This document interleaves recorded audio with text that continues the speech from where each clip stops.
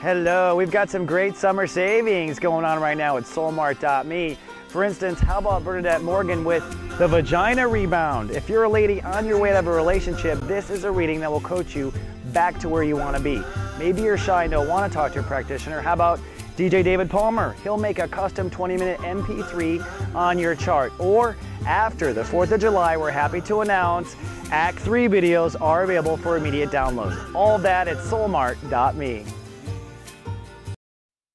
Soul Garden.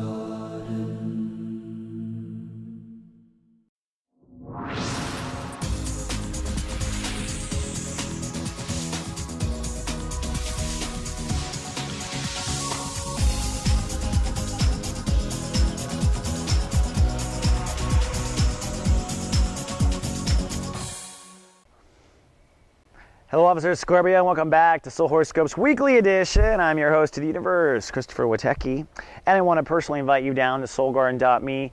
We've decided by the end of the year, we want to create the brightest and biggest lightworker pool on the internet and the largest lightworker market. So we are now casting, if you do videos, if you do video blogging, if you do written blogs, if you're a practitioner, if you are an artist that makes jewelry, we want to sell your products, we want to unite the light at soulgarden.me, and that's the initiative, Unite the Light. By the way, when you do come down, join my Unite the Light Club, because we're going to be talking about in this club what needs to change. And I'm sure as a Scorpio, you've got an opinion. Now, what needs to change this month? Well, we're in the sun in Cancer. That's a water sign just like you, so probably feeling better than most months when the Earth plays your element. You are working on 2 states awareness like we always do in each month. In your case, Scorpio, it is your emotional context, and that's what all human beings are working on this month, our emotions. And secondly, you're working on belief structure, the part of you that brings meaning and purpose to life, what you believe and why. This could be your educational path. This could be what you teach for those of you who are teachers. This could be what you want to be when you grow up, like what's going to be meaningful. So you could be working on your career, but underneath you're really working on your beliefs. Now, last week when we talked, we were talking about letting go of 2 things. One, beliefs that don't serve you. So maybe you stepped away from your childhood religion. Maybe you stepped away from your thinking from your first marriage. Maybe you stepped away from your survival laws that were based on surviving your childhood, but now you are a well-survived adult. But stepping away from beliefs that don't serve you, and stepping away from emotional setups that don't serve you. Walking into the room feeling like a victim, walking into the room feeling defensive. That is a setup for a what's I'm looking for? I'm just going to say that is a setup for a response you don't want. Sometimes you got so much in your head.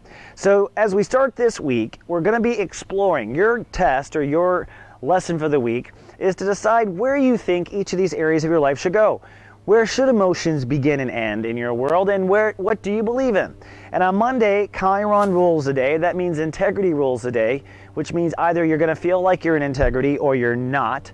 And if you're not, the big question is why? So Monday is a partly cloudy day in the sense that you might feel good, you might not feel good. The moon in Sagittarius pulls emotions into your soul capital, pulls it into your self-esteem, pulls it into basically everything you think you're worth or not worth. So your worthiness or your salary or your confidence is triggering emotions. But really the question is, why aren't your emotions in integrity? Every day has a challenge. And maybe you're not doing what you really believe in. Maybe you're not on the path of purpose. Maybe that's why you don't feel valuable. So it's about discovering that on Monday. On Tuesday, we've got a full moon already, a full moon in Capricorn, which is going to make you very opinionated, very sharp. This is certainly a time where you want to put your stingers on stun, because this is a time where Scorpio mouth will get them in trouble. I just know it, being friends. I'm not going to answer my phone from this through Thursday from any Scorpios. Don't call me. Just kidding. They're already yelling at me right now. I'm already getting the text message. But that said, the full moon means that you are super emotional and your thoughts are aligned with it. So a super passionate attitude. The moon crosses over Pluto during the course of the day. So that's an opportunity to let go of bad attitudes. So you might get in an argument and then realize, no, I need to be in this space. But after it crosses, the moon will basically be in opposition, a tug of war with the sun. So for Scorpios, it is a tug of war between a certain mental attitude or a conversation you're having with someone, or a certain mind game, and on the other side, your beliefs, what brings you meaning and purpose. Now, despite your passion around your mind game, the lesson of the day on the full moon Tuesday is to reconsider your beliefs, because you wouldn't have a shitty mind or attitude if everything was going according to what you believe. And when things aren't going to what you believe, sometimes it's a belief, sometimes it's not, you don't support the belief. But really the lesson on Tuesday is what in your emotional context needs to change. That's one part of it. Maybe your emotions are riling up your mind and that's not a good thing.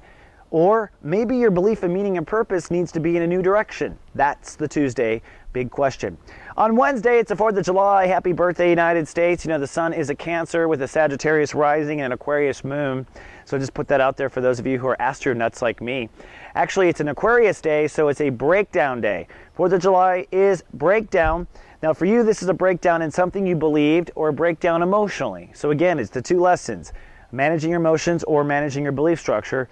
That's the breakdown. For those in the United States, because it's a holiday, it's one of those weird breakdowns that we kind of do in private, right? Because we're all very public. So you might have an epiphany by watching your neighbors, by watching the fireworks, by not participating. So it doesn't necessarily happen with egg on your face, but on the 4th of July, you're breaking down. The full moon is over, and the big question of the breakdown is, hey, what exactly needs to be what is most meaningful in my life? Or why am I just harboring all this emotional stuff from the past? Like, this isn't necessary. So the breakdown is still trying to get you to release what you don't need and get on the path of what might work for you. Then Thursday, we have a great shift in energy. So if it hasn't been fun up until now, it starts to get fun on Thursday. The moon moves into Aquarius. So strangely enough, you are nesting and resting. If you can get the day after 4th of July off, get it off. You emotionally need to regroup, reground, purge any unnecessary emotion, and we are blessed with a soul pyramid in air on this day, which means the universe is going to help you put things together. The moon in Aquarius trines over to what is now Mars in Libra and down to Venus conjunct Jupiter. What does that mean, Witecki? Well, I'll tell you. On the one hand, Mars in Libra says, all right, Scorpio, you're out of time. Between now and your birthday, you have got to burn all of your weeds, turn over your soil, build faith in yourself, and get over it. So Mars is going to be like you in this sense. You've got a machete moving into your subconscious, ready to kill, cut, and destroy all that is an enemy of your progress, particularly a subconscious enemy. In other words, childhood, past life, etc. All right? So Mars is part of this. Jupiter conjunct Venus is saying, and it's a new day when it comes to your boundaries, where you draw your boundaries, how you draw your boundaries, your boundary policy. So your boundary policy at large is expanding, which means you're changing completely as a soul, because that's what it's all about, is boundaries as a Scorpio. Boundaries changing, facing your gunk, and that all comes down to what? The moon in Aquarius, which says, and this is why you will feel safer, more grounded, and more at home in life, because you are going to face your weeds, and you're going to change your boundaries as necessary. That to me is the Thursday realization. On Friday things actually balance out in a nice rainbow way. Venus rules the day. It's one of those days where the universe is just forcing us to give and receive as necessary to restore nice, tranquil balance to our planet. So if you're in the way of that process, that's your fault.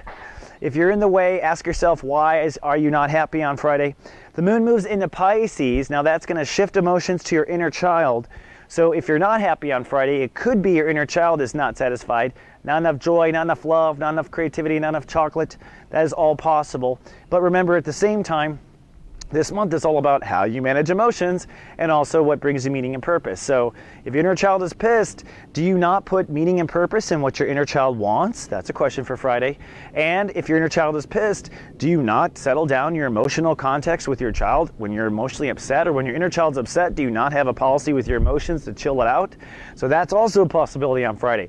One other thing, I want to point out this long-term trine that's not going away. We had a part of the grand trine, but from Mars in Libra over to Jupiter and Venus. What this says is you're going to continue to machete weeds and demons, and then you're going to find you feel more free. Your boundaries can change. You're going to change your boundaries and step into uncomfortable areas, which gives you the strength to kill and destroy weeds, past life baggage. This will be the theme for some time. I'll let you know when it changes.